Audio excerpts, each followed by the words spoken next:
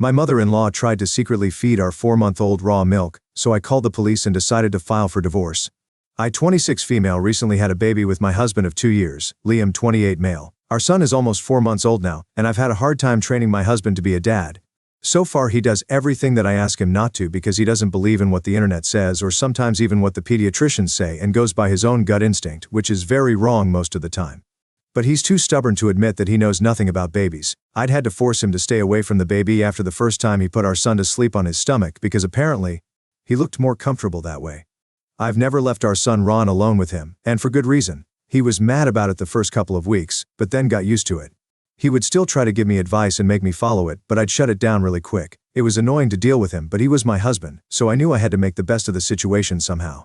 I didn't want to leave him over some petty mistakes that he was making as a new dad, but now I think that I should have.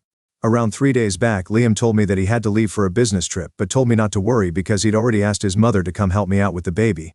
Liam's mother, Judy, 52 female, had come to see the baby several times before, but she was also really annoying to deal with because she was just like her son. She believed that whatever she'd done while raising Liam and her other kids was the only right way to raise a child, and everything that everybody else said was just rubbish. She'd try to school me constantly, and it wasn't helpful at all most of the time, so she definitely wasn't my first choice. If I had the option to pick someone to help me out, I would have picked my own mother to come live with me during the week that Liam would be gone, and I told him about it, but he begged me to let Judy come instead. He said that she really wanted some time with her grandson, and this would also help us bond. I didn't like that idea, but he was being so insistent that I had to agree. At least Judy didn't have some nonsensical and dangerous ideas like Liam did. Hers were just outdated. She believes that picking up babies every time they're crying will spoil them, and that's just one of her ideas. It's not dangerous, but her advice sure can get on your nerves. I was willing to put up with it for Liam's sake, so I let Judy move in for a couple of days until Liam came back from his trip. It's not like either of them was much help anyway, so it didn't make a difference to me who stayed. So, she came over the other day and was tolerable throughout the day, which was a pleasant change from her usual know-it-all attitude. Around 11, I put Ron to sleep in the nursery and went to the living room to get some work done while he slept. He'd been sleeping periodically the entire day, so I knew he'd be up in an hour or so anyway, but in the meantime, I wanted to complete some work that I'd left for later before my maternity leave. At night, before I went to bed, I planned on feeding him if he got fussy, and then putting him to sleep in the crib in my bedroom. I'd had the baby monitor on the entire time that I was working, and kept checking the screen from time to time to see if he was up or not. Unfortunately, after a while, I kinda got distracted with work and forgot to check for a good few minutes. Then, I suddenly heard some sounds from the nursery, and when I looked at the baby monitor instinctively, I saw Judy lift Ron up in her arms as he was fussing and then try to calm him down.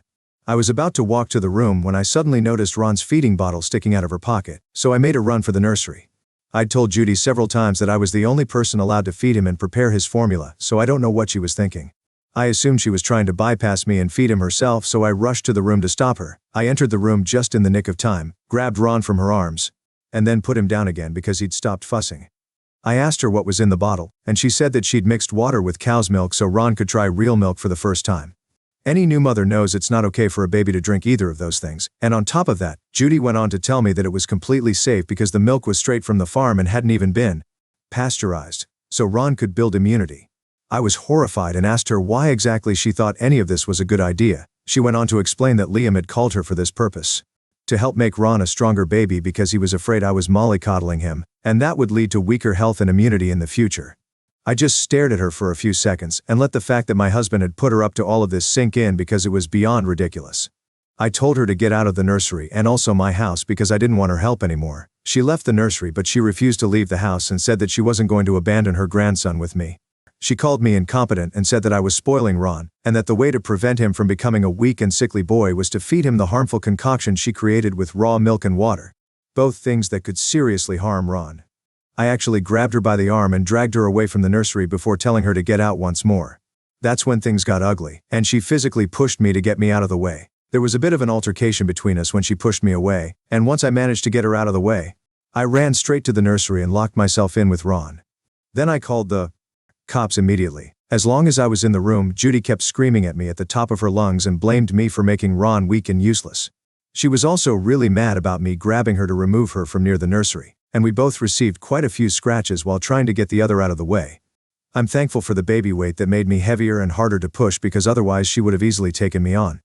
The cops arrived after around 15 minutes, and by then Ron was up and crying like crazy, and I started yelling for the cops to know I was the one who called, which agitated him even more. It took an hour for them to finally get the story straight, arrest Judy, and remove her from the property while she screamed at me.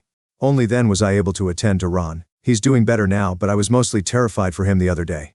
I've locked up the house and moved in with my parents for a while because I don't trust anyone apart from them right now. I've been really shaken up from the incident the other night because Judy actually got violent with me because I didn't want to let her feed Ron.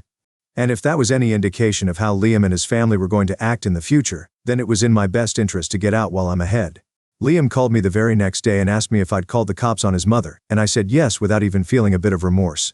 I chewed him out over his stupid advice and told him that he'd better prepare himself for a divorce, and also to lose custody of Ron because after the way he and his mother had behaved, they had no business being around my son anymore.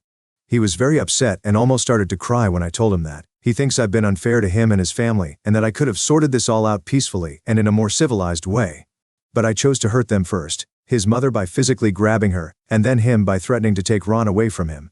His belief is that he and his mother were just trying to look out for Ron, and if they'd made a few mistakes during that, then it should all just be forgiven because at the end of the day, it's for Ron's own good. It sounded like such nonsense that I disconnected the call without even bothering to argue with him and explain why he was wrong. His mother is out, and he's coming back either tomorrow or the day after, so I have to make a decision quickly about what I want to do about this.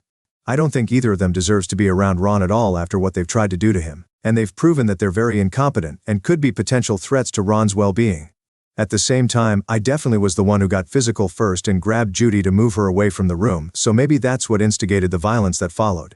Liam isn't entirely wrong that I didn't try to be civilized and went straight to manhandling when I realized Ron was in danger. And that's definitely going to come up in whatever custody battle takes place, so now I'm not sure what to do. My parents don't think I need to feel sorry about it at all because I was trying to protect my son, but some of my friends think that it'll be risky. AITA for grabbing my mother-in-law to move her away from my son's nursery after she tried to feed him raw cow's milk and water to build his immunity because of my husband's advice? Update 1. I read the comments on my original post, and now I know what a colossal idiot I've been. I can't believe I was about to put my son's life in danger once more because Liam was trying to gaslight me into thinking I was in the wrong here and I'd somehow started the altercation. Maybe it had been wrong to grab Judy, but honestly, I did it just to protect Ron, so I don't feel guilty about it at all. I'm so glad that I decided to post about it here and get it off my chest because now Liam can't just manipulate me the way he is so used to. I've spoken to a lawyer already, and we're planning to file for divorce in a day or two. Thankfully, Liam's trip got extended without warning, so it bought me some more time. And I've decided to move in with my cousin soon for a couple of reasons. She has a much bigger house, so it'll be easier for me and Ron there, and also because Liam doesn't know where she lives. So he won't know where to find me. It's exhausting to move from here to there, but it has to be done, I suppose. Update 2. I filed for divorce a couple of days back. Liam returned from his trip yesterday, and happened to be served on the same day coincidentally, so that's lucky. I blocked him a couple of days back, right after filing for divorce, so he couldn't talk to me online, but he did what I'd expected and headed straight to my parents' house. He couldn't find me there, but he did get into a fight with my parents when they refused to tell him of my whereabouts. Apparently he'd yelled at my parents for quite some time about how they'd raised me and criticized their ways of parenting, which had led me to be so selfish today. He also brought up how I'd been physically aggressive towards Judy, and said that if he'd done the same thing to my parents, then I would have been all up in arms about it. I don't understand how that's a fair comparison because my parents are not a threat to our child like Judy had been, but I guess he can change the narrative whenever it suits him. Judy didn't even get in trouble apart from a slap on the wrist, and she was out within hours thanks to her brother who bailed her out as soon as he heard of her situation.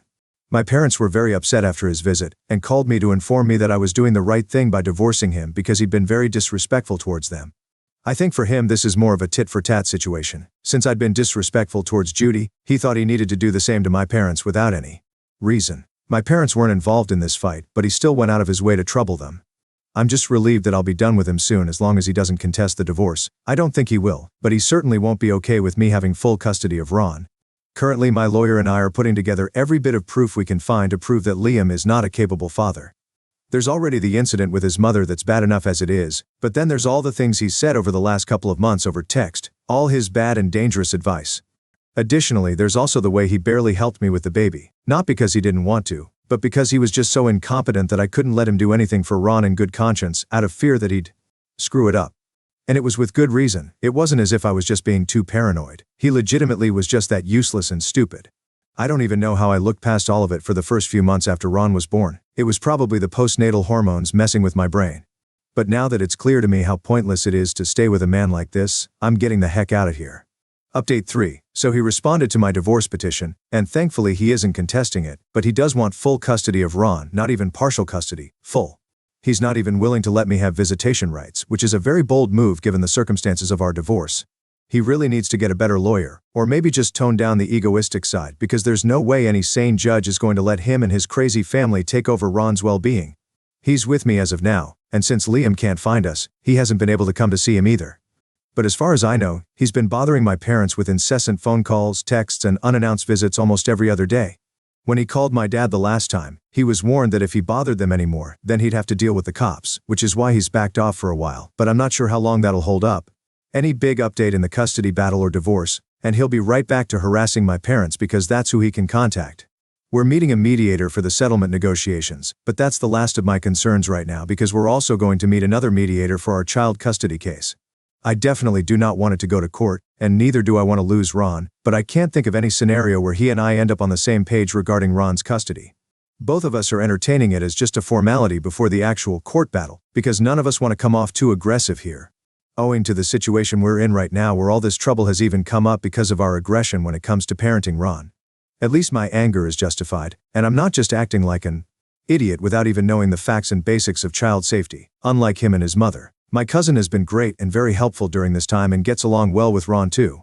She's working from home and makes big bucks, so she's been generous enough to take over some of our other expenses too, like our share of groceries, baby food, and other supplies like diapers and stuff. I can't thank her enough for it. In fact, my family has been supportive of me during this time in general, and my parents have been coming over to visit me and Ron as often as they can ever since we moved in here. It's nice to be taken care of and not have to deal with a bunch of babies. Hey all, Liam and I had our first mediation meeting today about the divorce. He wants the house and I'm okay with that because that had been a wedding gift from his mother anyway, so he can have it.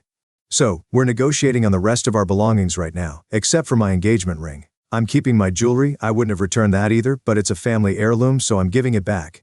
Besides, the less I have of him to remember, the better it is. It was weird to see him after so long today and be separated by a bunch of lawyers, a table, and loads of paperwork, then act like strangers.